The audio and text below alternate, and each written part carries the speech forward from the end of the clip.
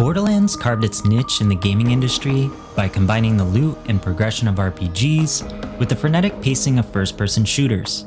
Skill trees added layers of strategy, and bazillions of guns gave enough variety to keep players searching for that perfect role.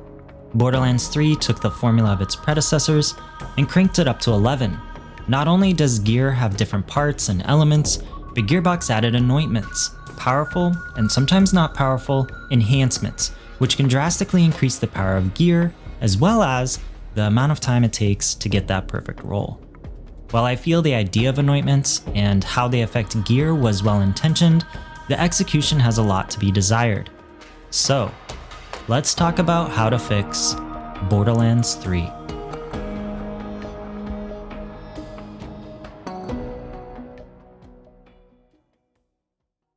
I briefly touched on some changes that could be made to anointments and gear in part 2 of this series, but in this video I'm going to dive deeper into what makes a good anointment and how gear can be brought into a more balanced and creative space.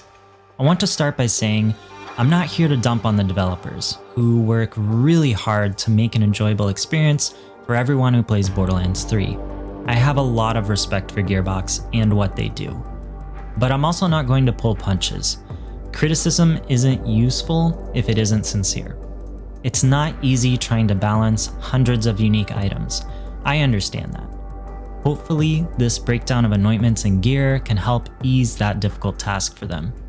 There's a lot to cover. Let's get to it. Number 1, the grind. I want to talk about what anointments are and why they need to be fixed. So, what are anointments? Anointments are bonus attributes that randomly get affixed to gear. They can provide boosts like additional damage and elements, or can reduce incoming damage and cooldown rates. They enhance a piece of gear in a positive way to boost that gear beyond what it is normally capable of doing. Some of these anointments are extremely powerful, and some are mediocre at best. In general, they add another layer to build diversity, which on the surface sounds great. However, the introduction of anointments did 2 drastic things. Dilute the loot pool by an order of magnitude, which makes farming way more tedious than it needs to be, and changed farming from looking for perfect parts like a matching grip to sort of looking for perfect parts and the perfect anointment, which pulls focus away from the gear and onto the anointment. Now, I don't think adding more ways to hunt for gear is inherently a bad thing. However, having to farm for weapons like mag size, fire mode, scope, damage, element, and projectile count on top of all the anointments available creates a dizzying number of combinations that can increase farm times by a large margin. It's the same reason cloning maddening tracker grenades and one-shotter shields are so rare. There are a lot of pieces that need to come together out of a ginormous amount of possibilities. Some of you may think this isn't all that bad. Extra farming isn't the end of the world. More gear possibilities means more build options. The anointments are really fun and make the numbers go big. I hear you, really. But I'm going to lay out an example of why I think the system needs to change. The Kaoson is a dull SMG that drops from Captain Trant on Mayhem 6 or higher. It is a really solid weapon even after a decent nerf hit it. The Kaoson comes with the following part options: all elements including non-elemental, single or ×2 bullet count, mag sizes, scopes, barrels which affect the damage, and full auto, burst fire, and semi-auto firing modes. Even if you don't care about scopes, mag sizes, or the barrels, that is 36 different options to contend with. Now throw in anointments. Now throw in the drop rate. The odds of getting the element, firing mode, bullet count, and anointment you want are extremely low. I'm not going to make this a math video because Z-Karma already did an awesome job on this, which I'll link in the description, but this is just one weapon. All gear has to contend with this problem to some extent. So, how do I fix this? Well, there are several possibilities, but before I jump into those, I want to mention anointments don't exist in a vacuum. If anointments are adjusted in a meaningful way, other areas may need to be changed as well, such as enemy health and weapon damage. Keep that in mind with these suggestions. First choice, remove all anointments. Yes, really. All previous entries in the series got on just fine without them. and I don't see any reason Borderlands 3 can't do the same. Is this my favorite option? Not at all. But it is an option. I don't like this direction for one main reason. Despite how anointments muck up the loot pool and really don't change that much except damage output, they do add extra build strategies to take into consideration, which I'm always a fan of. Depth is rarely a bad thing in this style of game. A positive of eliminating anointments? The focus goes back to the gear. Weapons, grenades, and shields can get back to being the stars of builds, and their balancing would become a top priority. That said, I don't think this is what Gearbox should do. This is a bigger negative than positive. Second choice. Make anointments an upgrade system. For example, you farm Grave Ward for the Brawler Ward shield. It's God tier, all the parts you want. You take it to Sanctuary and put it into a workbench. You spend money, Iridium, or maybe, dare I say, Seraph Crystals, to upgrade the shield with an anointment of your choosing. Different anointments would cost different amounts based on their overall boosting capability, or, even better, based on the item itself. You want an ASC Elemental anointment? Cheap. You want 200% melee damage after using Phase Slam? Better mortgage your house. Additionally, it could be a reroll, like I mentioned in part 2 of this series. I think the workbench option is pretty good, but not great. It would still require a trip to Sanctuary or some other location to implement, and having multiples of the same gear with different anointments like players have to do now means making trips back and forth to their vault. Positives for this? The loot pool is back down to just gear, and players have more control over what their gear looks like. Again, not a bad option, but not my favorite. Third choice? Trinkets now carry anointments. This is my preferred option. Before I explore how this would work, I want to shout out BJ Gobbledick's on Reddit for sharing this idea. Essentially, all those cosmetic trinkets players pick up would become the anointment equipping system. Players could swap out anointments on the fly using trinkets. No more need to hunt for them on your perfect parts gear, no more need to farm endlessly if the level cap increases. Get the gear you want, slap on a trinket with the anointment you want, and call it a day. I really like this setup, and it would foster experimentation to a much higher degree. Now, some might say this will kill farming, and to an extent, it will reduce farming, and I do think that is a major activity for the endgame. My counter to this? My entire previous video in this series. Reducing the amount of time farming means players will be spending more time doing other activities, and Gearbox needs to fill in this gap. For myself, farming is a necessity to get to what I want to do, which is build experimentation. If I could have every combination of gear at my disposal and never farm again, I'd probably play BL3 even more than I have. My other counter? Players can still hunt to their heart's content for a perfect parts piece of gear, just like in Borderlands 1, 2, and the pre-sequel. Nobody seemed to mind this back then, and really, if Gearbox wanted to, they could reduce the drop rates to make certain part combinations rarer than others. My other counter? Time and energy spent farming can immediately transfer to build creation. Outside of new content like DLCs, build creation keeps players coming back. Sure, some players will look up a guide, farm what they need, and copy-paste their way to victory, and others still won't even touch the endgame after beating the main story. But the players who will keep BL3 going long after the content faucet is turned off are the players who dive deep into the math and build creation. They will create their own content to keep interest in the game. Gearbox should nurture this type of investment from its community early in the game's life cycle. Lastly, a variation of this idea would be to make the trinkets permanently bind to gear. This would mean farming trinkets would be added to the usual farming grind. I'm also okay with this variation, but it really just continues the RNG on top of RNG problem that I would prefer to get rid of. Alright, anointments can now be attached using trinkets. Builds are flooding the internet forums and YouTubes with newly found freedom. What's next? Number 2. Anointment Imbalance. Right now there are over 50 anointments minus the Terror anointments from Bloody Harvest.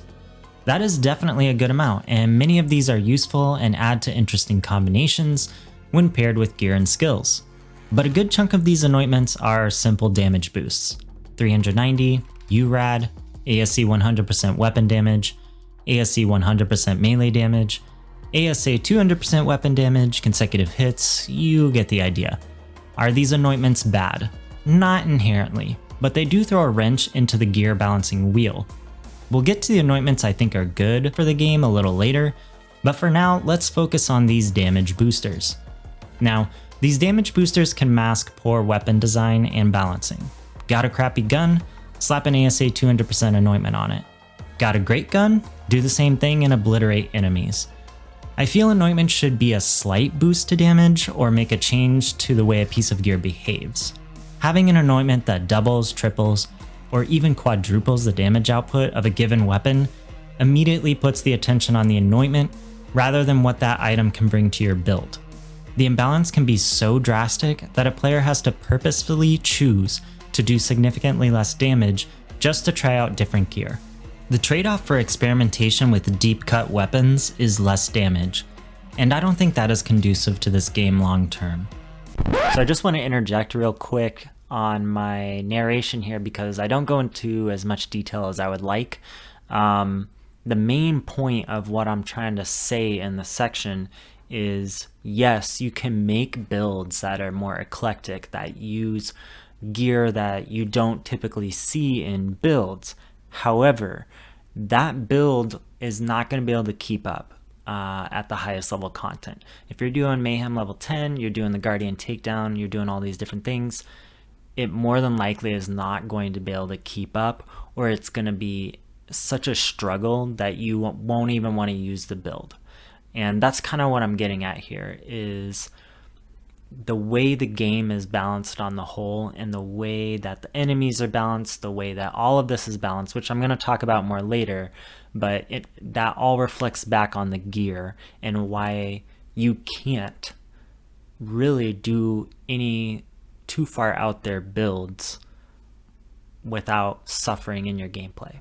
That's kind of the point I wanted to make. This is a tough tightrope to walk. A lot of people enjoy seeing these damage numbers that go into the hundreds of millions. These numbers would be tough to achieve without anointment damage boosters, but I argue the numbers aren't what's important. It's the gear. Gear should make or break a build, not whether you manage to snag the right anointment. What I'm about to say next is more subjective than other statements I've made before, but I think it's worth mentioning given what Borderlands is all about. In the previous Borderlands games, seeing a legendary pop out of a slain enemy was exciting. I couldn't wait to see what I got. What was it? What type of parts? And because they didn't pop all that often, every single time was something to look forward to. Sure, there were duds that wouldn't fit the build, but generally farming took effort and was rewarding. This felt good. In Borderlands 3, legendaries are everywhere. Complete a slaughter shaft run and the ground will be littered with bright orange lights, almost all of which can be ignored. The magic got saturated, became normalized, and because it got normalized, the next thing to look for was an anointment, but there's no feedback for that. When everything is anointed and almost every item is legendary, nothing feels special. The distinct ting of a legendary popping into existence just isn't exciting. The feedback reward loop gets stale, and this stymies a player's desire to participate in activities within the endgame. Borderlands 3 built its classes to foster creativity, multiple action skills, diverse skill trees, action skill augments. There is a lot to digest and play with, but gear is 99% of the time the bottleneck for this creativity. I'm not saying gear should be easy to get and farming non-existent. What I want to see is a world where most of the pieces going into a build behave more like a freshly opened Lego set. The fun in Legos is building, stacking each piece into something imaginative, and no piece is more important than the other. If you open the set and half of it is already built, or you have to buy multiple sets just to build one thing, the fun and magic disappears. I know that metaphor was a bit of a stretch, but the point I want to make is this: the more pieces like guns, shields, anointments, action skills, etc. that can be separated to a base unit, the more combinations a player can make without as much effort. The worst part of building with Legos is hunting for the piece you want. And I know that statement can sound like I'm against farming, which I'm not. but I think farming in BL3 has turned into something distinctly less satisfying than previous entries in the series. I also want to talk about a potential counter to this argument. Borderlands 1, 2, and the pre-sequel all were imbalanced at its highest level, and if I don't enjoy that, I should just go play something else. Borderlands is about being crazy powerful. It's PvE, so balance doesn't matter. Okay, I understand this sentiment. BL2 in particular is really bad about this, but here's the thing. Just because previous games in the series did it a certain way, doesn't mean BL3 can't evolve. Look at the skill trees. I don't see anyone complaining about multiple action skills or augments. And PvE is a poor excuse for imbalanced anointments and gear. If the games don't balance, people will check out. Can I make an extremely OP build that destroys everything? Yes, quite easily. But is that fun long term? Not really, in my opinion. PvE is a crutch argument. The game needs to evolve. Okay, I explained why I think anointments need to change, but what should they change to? Number 3. Anointment abilities.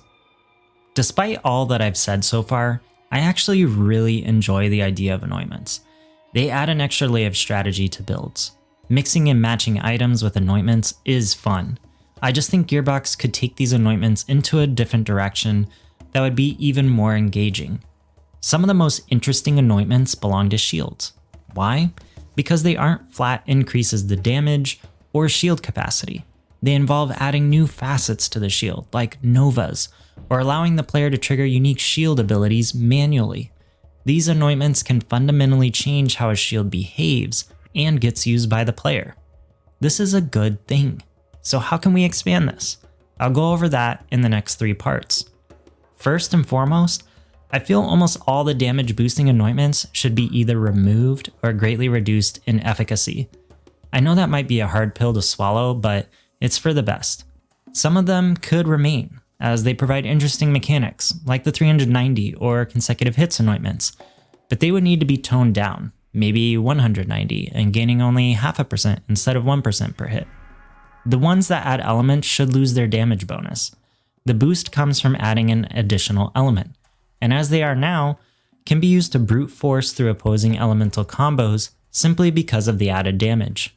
Players would need to think more carefully about what elements they choose without the added damage boost. There are a lot more anointments I could touch on in this category, but I think it's pretty clear what I'm aiming at. Very few flat damage boosts. Let's get more creative than that. The second part is changing how anointments affect gear. Since flat damage boosts are few and far between now, the anointment system is pretty sparse at this point. To fill this, I'm going to add anointments that change how gear behaves in a fashion similar to how the shield anointments work currently. Anointments should feel varied and impactful on how a weapon or player behaves rather than just increasing the end number. Here are some ideas I have regarding general weapon anointments. Feel free to pause. Anointments can also be associated with manufacturers. Again, feel free to pause. I'm not going to cover potential new shield or grenade anointments, as I think I made it pretty clear what type of anointments I would like to see. The more variety, the better. Alright, third. Make 2 new classes of anointments, set bonuses and min-max. For set bonuses, think of the Law & Order pistol and shield in Borderlands 2. When they were equipped at the same time, they improved each other. That's a set bonus. Other games have set bonuses too, such as Destiny 2 and Diablo 3, and those bonuses are incentives for farming and generating playstyles. The set bonuses in Borderlands 3 could be very broad and encompass all equipable items, weapon sets, weapons paired with shields or grenades, even gear that changed depending on what type of class mod was equipped. The potential for different combinations really opens up the possibilities for builds, and can still scratch the farming itch some players really enjoy. For min-max anointments, the player would sacrifice an attribute such as reload speed to increase another one, like critical damage. These anointments would provide the highest bonuses in the game, but they would also come with the largest drawbacks. Finding the right balance of these could create some truly terrifying and high skill floor builds. Additionally, gear sets could add to the tone and lore of Borderlands, Imagine getting Lovecraftian sets from Guns, Love, and Tentacles, or mobster gear from Moxie's Heist to the Handsome Jackpot. Small touches of lore can add a lot to the whole. In Borderlands 2, items like the Slayer, Hide, Blood, Teeth, and Breath of Terramorphous followed a theme and made a poem out of the red text. Even though they provided no bonuses when worn together, which would have been awesome, they gave a glimpse of Terramorphous beyond just being a raid boss. Stories can be built around gear and vice versa. Maybe not as deep as something like Dark Souls or Bloodborne, but a little extra flavor to the ingredients of the Borderlands pie can make the universe seem more alive. Number 4. Gear balancing. I want to state that balancing the hundreds of items in Borderlands 3 with all the enemies and mayhem levels is a daunting task. Gearbox is still inching their way toward balance, but their efforts are commendable. Because balancing everything is a huge task, I'm not even going to start tackling item by item. That would take way too long, and I honestly don't think anyone would find it interesting. That said, I want to take a few broad strokes that I think might help bring neglected gear into the spotlight, especially in comparison to their more powerful brethren. To begin, it's important to figure out why some gear feels right, and some feel underwhelming. Some of that is subjective. Is the mechanic fun? Does the punch from the gun make a player feel potent? Does it slide easily into common build styles? A lot of this comes down to, how does the gun feel when I shoot it? A good example of a game doing this exceptionally well is Doom 2016. Every gun has weight to it, the sound is punchy, the recoil is strong, enemies flail about and visibly weaken from blasts. Doom Guy feels powerful to the player because everything surrounding the gunplay tilts toward this goal. The designs are uniform in this regard, and it shows. Borderlands 1, 2, and pre-sequel, honestly, fail this pretty hard. Guns feel weak and light, enemies often take hits without flinching, guns look and behave like a damage calculator, not an almighty bringer of death. Borderlands 3, however, does a much better job. A lot of guns handle like they have weight to them. Enemies get kicked back or knocked off balance. When the players encounter an enemy that doesn't respond or just walks through the hail of gunfire, players know this adversary is different. It's a subtle feedback most players instinctively pick up on, and Borderlands is much stronger with its gunplay because of it. Now, why is it some weapons don't feel this way? It's because the damage combined with how the gun feels conflicts. A gun that does a ton of damage but shoots like throwing a marble is discordant. Sure, there's enjoyment in watching the enemies melt like wax, but there's no visceral experience there. On the opposite end of the spectrum are weapons that sound and feel great, but do pitiful damage. Again, the dissonance is the cause of the weapon not feeling right. So what does all of this have to do with balancing gear, and in particular, weapons? Well, often I find gear that doesn't feel good to shoot is imbalanced in some way. It's a good starting point for Gearbox. Damage adjustment and feedback can be brought in line with the weapon design. It doesn't mean the gun is now super powerful, but it would at least be less discordant with its performance. Everyone who plays Borderlands wants to be a badass. I don't log in to play with the crappiest guns and struggle through every enemy encounter. For a challenge, okay, that makes sense, but the average play session is far from that. Weapons and grenades should not only feel powerful, but they should be powerful. On that same token, shields that do very little to actually absorb damage won't feel like they are worth their equipment slot even if they have useful secondary abilities. TLDR, weapons, shields, and artifacts need to feel good as much as they need to perform well. Now, let's assume Gearbox made every piece of gear feel really fun to use. What's next? How do they get, quote, balanced? To me, balance doesn't mean all gear is just as powerful as the next. There will always be a hierarchy to loot, and there's nothing wrong with that. But I feel the Borderlands series' love affair with power creep cripples any sensibilities as to what a legendary item actually means. Most weapons in Borderlands 3 that are categorized as legendary, as they are now, can be downgraded to epic or rare. Their damage output and commonality of drop really don't equate to something I would consider legendary. And this problem stems back to my earlier statement regarding legendaries dropping way too often. So, one option is to simply take a bunch of lower-tailed legendary weapons and drop them down to epic or rare. while simultaneously moving other items to match. This would solve a lot of complaints I and many others have surrounding the loot pool. I would no longer be upset seeing something like a bangerang drop if it was epic or rare, because that is more fitting to its utility, and it wouldn't take up valuable drop rate allocations for bosses or rare enemy spawns. This solution to gear balancing is surprisingly elegant, and I assume would be easy to implement. Downside to this? Nothing actually got balanced. Players will feel like the loot pool got fixed, which perception is important, but again, nothing changed. Builds won't spring from a shift like this, which is the ultimate goal. Option 2. Review every single item in the game, determine their usefulness, and adjust them up or down accordingly. Keen listeners may notice I did not say anything about enemy scaling, or mayhem levels, or anointments, and there's a big reason for this. The scaling in Borderlands 3 doesn't make sense. Once again, I'm going back to Doom 2016. In Doom, players will encounter new weapons and enemies as they progress through the campaign. But at least in my experience playing it, Doom does not make weapons obsolete through power creep or overly strong, spongy opponents. A weapon's usefulness does not dissipate because enemies became stronger.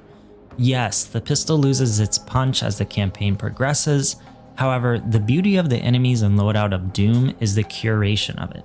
Players are forced to switch weapons frequently as they encounter demon hordes. Almost every weapon has a useful situation, and learning to manage the loadout through ever-shifting combat scenarios is key to surviving each encounter. Raising the difficulty of Doom to Ultra Nightmare, its highest difficulty, does not make weapons stronger, nor does it just increase the health of an enemy. No, enemies are more aggressive, hit harder, move faster, and target better. The player will not succeed because their gear is now spec'd to the same potency of their enemy's health, which negates the gain. Players will only survive if they understand the mechanics and limitations of their gear as well as the AI directing their foes. There is a dance and cadence to completing levels at the highest difficulty, not a reliance on recently buffed items or extremely rare drops. Now, Doom and Borderlands are fundamentally very different in their approach to combat, but I feel Borderlands and not Doom has much more room to grow, and I think that's a good thing. So what exactly is option 2 again? I think the best thing to do here is balance all gear to true Vault Hunter mode or even normal mode. A weapon's effectiveness could be determined by time to kill, elements, special abilities, and overall damage output. Initially, I thought time to kill would be the best deciding factor, but sometimes a weapon's effectiveness can't be judged by its single target or per shot damage. Damage over time and area of effect in particular can make or break the usage of a gun, which ties back to my Doom comparison of using the right weapon for the right job. Shields fall under similar balancing issues, but instead of dishing out damage, it's mostly about damage negation. Granted, some shields deal a hell of a lot of damage or have other crazy effects, so those also need to be considered when balancing. Again, this balancing should be focused around the base parameters of play. Lastly, artifacts and comms should be reviewed solely based on their functions and abilities, which is admittedly a lot more difficult to do. Comms in particular need to be carefully tuned as they arguably have the largest effect on build creation. So let's pretend everything is attuned to true Vault Hunter mode. The vast majority of guns feel viable, shields aren't crippled in one shot, grenades bring the pain, and comms allow mastery of the skill trees. Now what? Well, now the problem of balancing gear shifts to balancing higher difficulties around this base level. Gear is fixed. Gearbox does not need to worry about how it will scale because it won't. Enemy behavior will change. Enemy health and damage will change. Enemy combinations and spawn rates will change. The challenge shifts from farming for ever higher numbers to improving a player's skill floor and ceiling, to understanding skill trees and their interactions inside and out, to knowing the difference of using one gun versus another in a given combat encounter. Having this added skill challenge can increase drop rates or allow unique drops at a given difficulty, aka mayhem. I know some, maybe a lot of people, wouldn't like this paradigm shift. They like the endless farming. They like that their gear can bail them out of not having to invest a lot of time into getting better at the game. And I mean that in the most non-judgmental way possible. But I'm of the opinion that someone who has invested hundreds of hours into Borderlands 3 should be a better player skill-wise than someone who only played through the campaign once.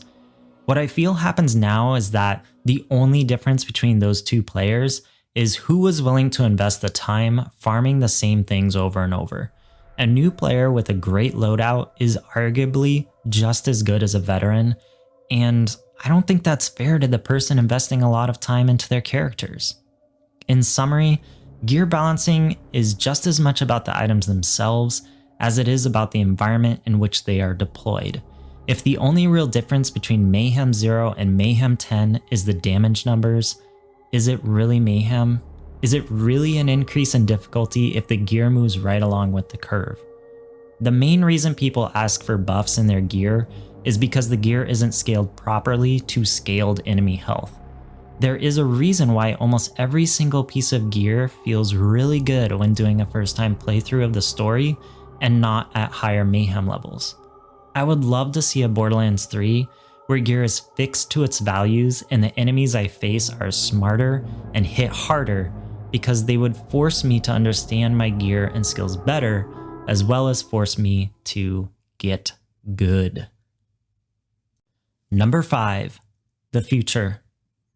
As of this writing, Gearbox announced Season 2 of Borderlands 3, which will include a new skill tree for each Vault Hunter, a new game mode called Arms Race, and some unannounced features to release in the spring of next year. I'm not going to comment on this announcement or what it means to BL3, as I haven't played anything related to Season 2. Maybe once I dive into it, I can make a video on my thoughts. So that's what Gearbox has in store for Borderlands 3, but I would like to talk about how I think Borderlands as a franchise should move forward by first taking a step back to last year. Prior to Borderlands 3's launch, Gearbox did an excellent job conducting their hype train. They quickly brought streamers and YouTubers into the fold and allowed them to explore what the newest iteration brought to the blood-soaked intro-laden table that is Borderlands. Gearbox also created many opportunities to unlock items and skins before the game launched using their VIP program. Very, very cool. Also, leading up to launch, Gearbox dropped Commander Lilith and the Fight for Sanctuary DLC for Borderlands 2 for free, a 7-year-old game at that point, as a way to bridge the gap in the story to Borderlands 3, as well as drive interest back to the franchise on the whole. On top of that, they released Borderlands Game of the Year Edition, which took the OG game and added 4K textures, UI, and quality of life enhancements, and made it playable on modern consoles. Very, very nice. For myself, I replayed Borderlands 1, 2, and pre-sequel, including all the DLC before Borderlands 3 released into the wild. It was a blast to revisit these games, and having them updated or get new content really made the replay a special treat. Then, in September 2019, Borderlands 3 launched, and it was okay. Did I play the game as much as I could? You bet your ass I did. Was it all champagne and sunshine? Not really. Drop rates were miserable, performance dragged, especially on console. It was buggy, gear was extremely unbalanced, the endgame was a joke. Mayhem modifiers were atrocious, although not much change there unfortunately. Quality of life improvements, outside of what Gearbox touted over the summer, were non-existent. Honestly, I'm surprised I played as long as I did.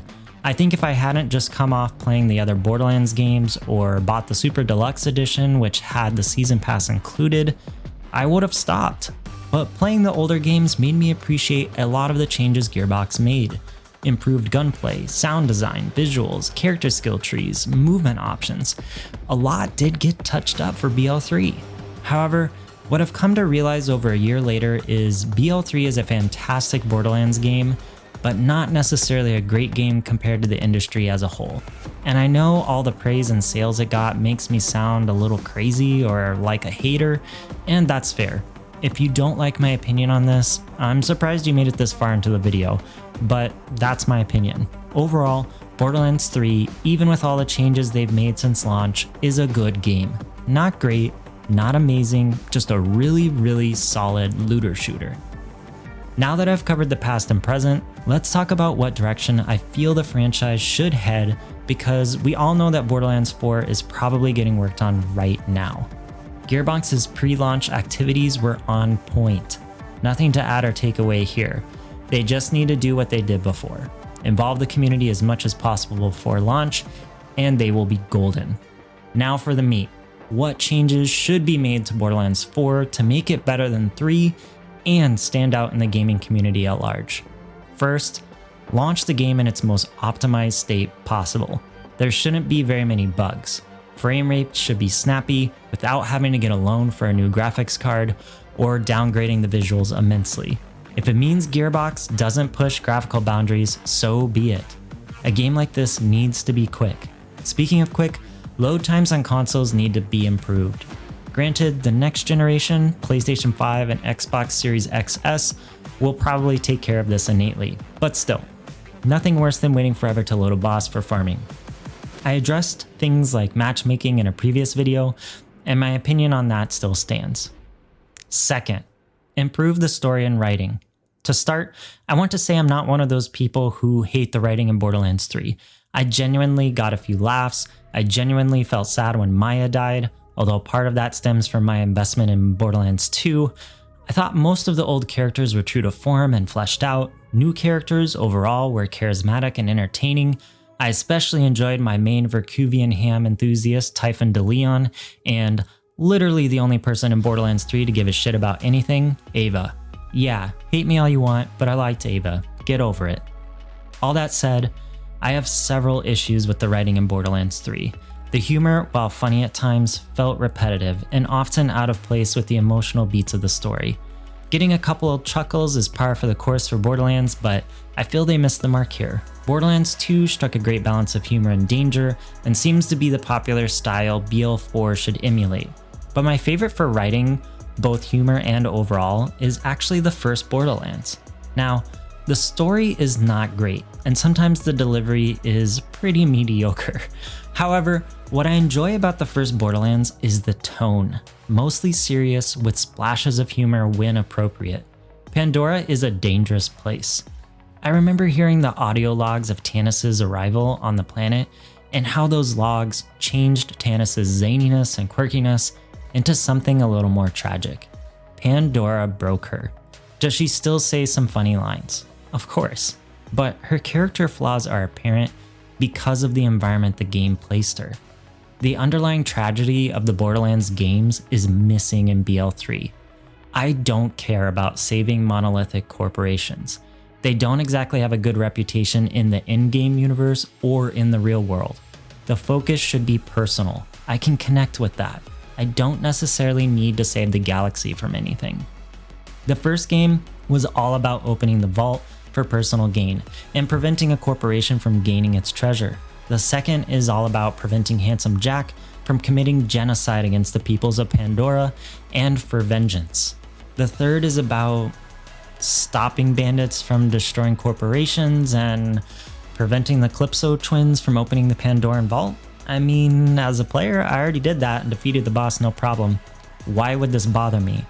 And yes, I know the lore goes into more depth about why this is a problem, but the average player will probably remember opening the first vault without issue and wouldn't think much else about handling that again. The COV and BL3 are not threatening. The Calypso twins don't instill fear. The game tells the player to be afraid, all the NPCs act afraid, but the player does not really feel that fear. We don't see, hear, or experience the tragedy the COV brings.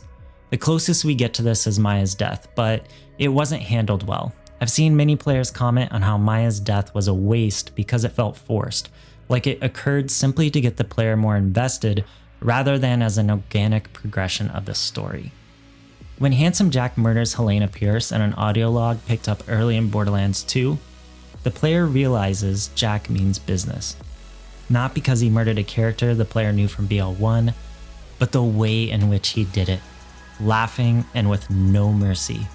Handsome Jack had a build up to the final confrontation, and by that point the player was ready to end his life, whether for revenge regarding Roland's death or for protecting others. I wanted to kill the twins because they annoyed me, not because I felt any sort of desire for vengeance or really any other powerful emotional motivation. How does this get fixed? I think the villain needs to be carefully planned out. Make the player care about what the villain is trying to accomplish. That could be a more global or very personal reason, with the best being a combination of both. If I don't care about the threat, I don't care about the goal. Killing a favorite character off is cheap if it's not earned. And this leads me to another problem I have with BL3, player agency. There are far too many cutscenes in BL3 where the Vault Hunter of the player simply disappears entirely. Maya's death? Yeah, I was there, but I don't know, I guess I didn't want to do anything about it. Typhon DeLeon's death? Same thing. Heck, Roland's death from BL2? Stood there like an idiot. Don't allow the player to be some total badass who can stomp on vault monsters only to neuter them entirely in a scene where that power could be put to use.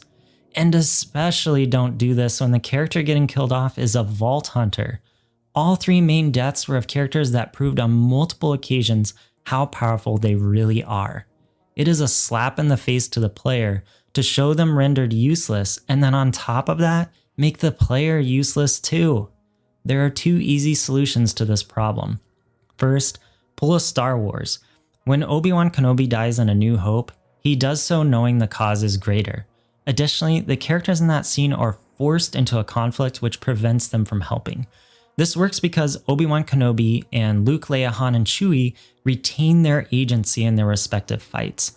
The heroes are forced to watch Old Ben die because they couldn't help even though they wanted to. If the Vault Hunter comes back from the Promethean Vault to find Maya engaged in full-out, life-or-death combat with the twins, and then the player is forced into a conflict of their own and can't help, Maya still retains her status as a badass Vault Hunter and Siren. She would be fighting 2 against 1 while also trying to protect Ava. Meanwhile, the player is doing everything they can to retreat from their own conflict to help Maya, but can't. Maya still dies saving Ava, and at least the player knows she went out swinging. Maybe Ava even joins the fight this time, I don't know. There are a lot of ways Maya's death could play out where the player is directly involved, which will always lead to a better emotional attachment. Second, have the player and whomever else is involved in the scene engaging at the same time. Again, I'll use Maya's death as an example. If VH comes out of the vault to find Maya engaged by the twins, let the player join in that fight.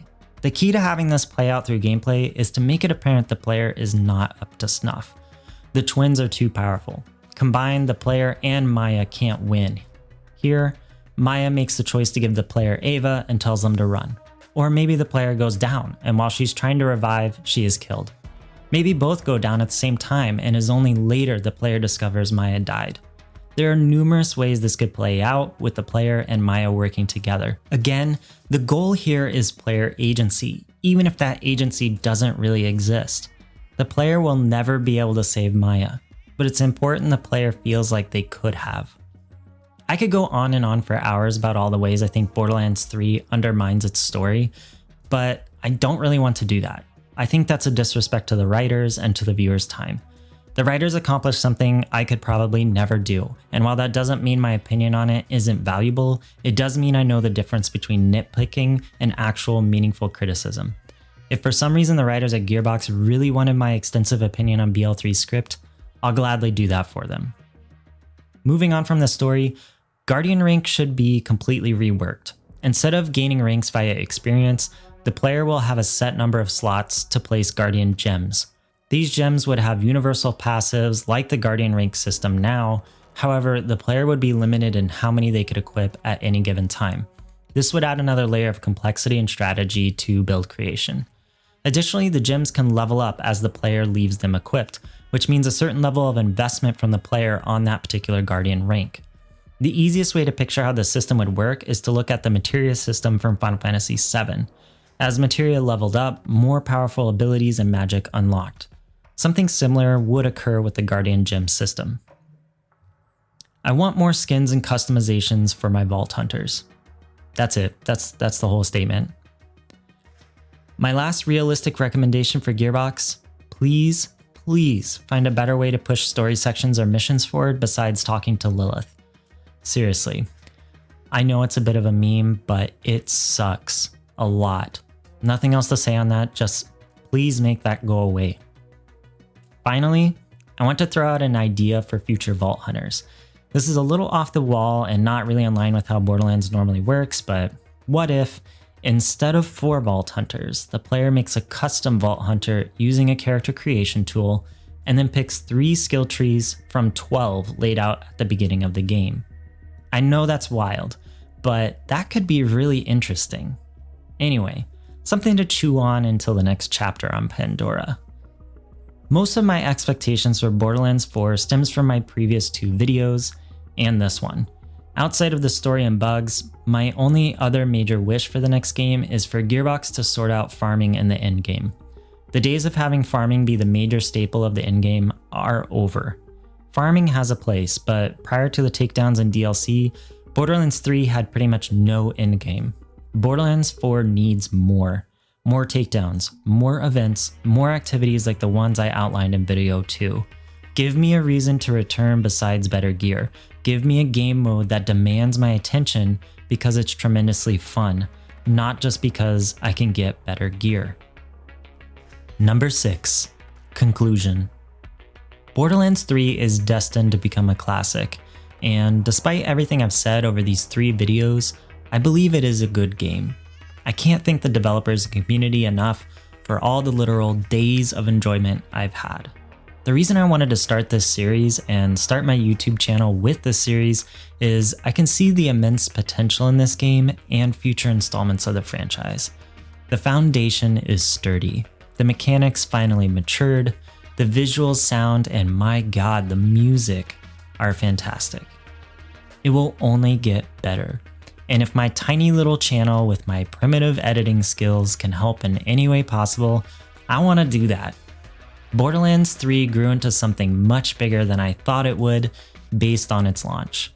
Credit to Gearbox for taking feedback and putting out regular updates, and credit to the community for sticking with them as well. I look forward to whatever the next iteration of Borderlands becomes, and any surprises Gearbox still has for Borderlands 3. So that's the video. Bit of a long one, I know, but Anointments is not a small subject for Borderlands 3. I wanted to make sure there's plenty of breathing room, so no topic within there got shortchanged. This video does conclude the How to Fix Borderlands 3 series. I don't really see a need for any more of these longer videos regarding Borderlands 3 unless there's a huge change that takes place. Gearbox is constantly making small changes to the game and how it plays out and how the meta works, so these types of long format videos just don't really make sense for those smaller changes. Thank you to anyone who's made it this far through the video. I really appreciate you. I'd appreciate a like and subscribe as well if you liked what I'm putting out. I do have more projects in the works. I'm knee deep in one already and another one is planned. So I'm hoping to have projects out sooner, more frequently. It just takes me a while at this point. But yeah, I hope you have yourself a good one.